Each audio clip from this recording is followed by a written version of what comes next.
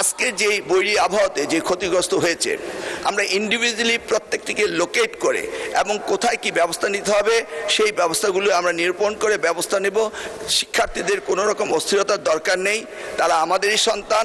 আমরা তাদেরকে কিভাবে পরীক্ষা নেওয়া যায়, কিভাবে তাদের রেজাল্ট ইমপ্রুভ করা যায়, সব কিছু আমরা দেখব।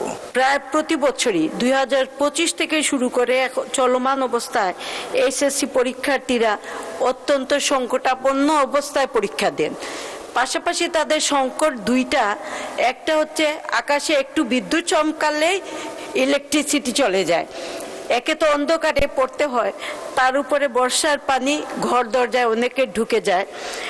এবং শহরে যারা আছি আমরা হয়তো অতটা উপলব্ধি করতে পারি না, কিন্তু গ্রামের অবস্থা খুবই করুণ। কেউ নৌকা দিয়ে কিংবা ভ্যানে চড়ে পরীক্ষা দিতে আসে, কেউ আবার হাঁটু পানি, কেউ কোমর পানি মারিয়ে আসতে হয়, যার ফলে তাদের এই সময়ে কাপড় চুপড় সহ সমস্ত কিছু ভিজে যায় এবং শিক্ষা উপকরণগুলো, কলম পেন্সিল যেগুলো তারা নিয়ে আসে, হুচুট খেয়ে পড়ে সেইগুলোও ভিজে যায়।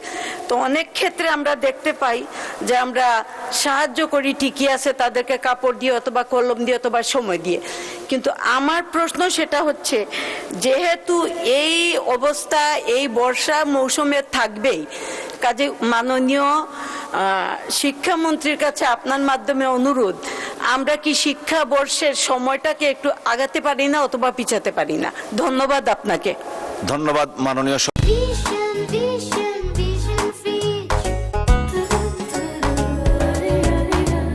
মন্ত্রী। শিক্ষাবর্ষ আগানো বা পিছানোর ব্যাপারে প্রশ্ন ওনার। ধন্যবাদ। ধন্যবাদ আপনাকে, ধন্যবাদ মাননীয় সংসদ সদস্যকে। এই যে কনসার্ন পরীক্ষাটা কখন না হবে এই বিষয়ে আমরা দায়িত্ব পাওয়ার পরপরই আপনি হয়তোবা লক্ষ্য করেছেন, আমরা এসএসসি এবং এইচএসসি দুইটি পরীক্ষাকে খানিকটা আগিয়ে এনেছি এবং আমাদের প্ল্যান রয়েছে 2027-এর এসএসসি ব্যাচ ধরে আমরা আস্তে আস্তে এক্সামিনেশনের মান্থ হবে ডিসেম্বর অ্যান্ড জানুয়ারি। এই ব্যাপারে আমরা ব্যাপক আলোচনা করেছি এবং আমরা কথাবার্তাও বলেছি এবং সেই সিদ্ধান্ত অনুযায়ী আমরা কিন্তু ক্রমান্বয়ে পরীক্ষা এগিয়ে নিয়ে আসছি। আমরা জানি মনসুন সিজনে পরীক্ষায় এই ধরনের জটিলতার সৃষ্টি হয়, সেটা মাথায় রেখে এবারও আমি এক মাস এগিয়ে এনেছি, পিছনের দিকে এনেছি, যেন আমরা এই সিজনের বাইরে চলে যাই। সেই সময় অনেক আপত্তি হয়েছিল, বলা হচ্ছিল কেন আমি এগিয়ে নিয়ে আসছি। আনার একটি মাত্র কারণ ছিল এইটি, কিন্তু অপরদিকে আমাকে সিলেবাসও দেখতে হবে যে সিলেবাস কাভার হচ্ছে কিনা, সেই জন্য আমরা চাইলেও পারছি না।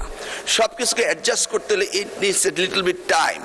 আমরা আবারও বলছি, বেসলাইন হিসেবে 2027-এর এসএসসিকে টার্গেট করে আমরা ক্রমান্বয়ে পরীক্ষাগুলোকে এগিয়ে আনতে চেষ্টা করছি। আজকে যে বৈরী আবহাওয়াতে যে ক্ষতিগ্রস্ত হয়েছে, আমরা ইন্ডিভিজুয়ালি প্রত্যেকটিকে লোকেট করে এবং কোথায় কি ব্যবস্থা নিতে হবে সেই ব্যবস্থাগুলো আমরা নিরূপণ করে ব্যবস্থা নেব। শিক্ষার্থীদের কোনো রকম অস্থিরতার দরকার নেই, তারা আমাদেরই সন্তান। আমরা তাদেরকে কিভাবে পরীক্ষা নেওয়া যায়, কিভাবে তাদের রেজাল্ট ইমপ্রুভ করা যায়, সব কিছু আমরা দেখব। ধন্যবাদ আপনাকে মাননীয় স্পিকার। আপনাকে অসংখ্য ধন্যবাদ মাননীয় শিক্ষামন্ত্রী।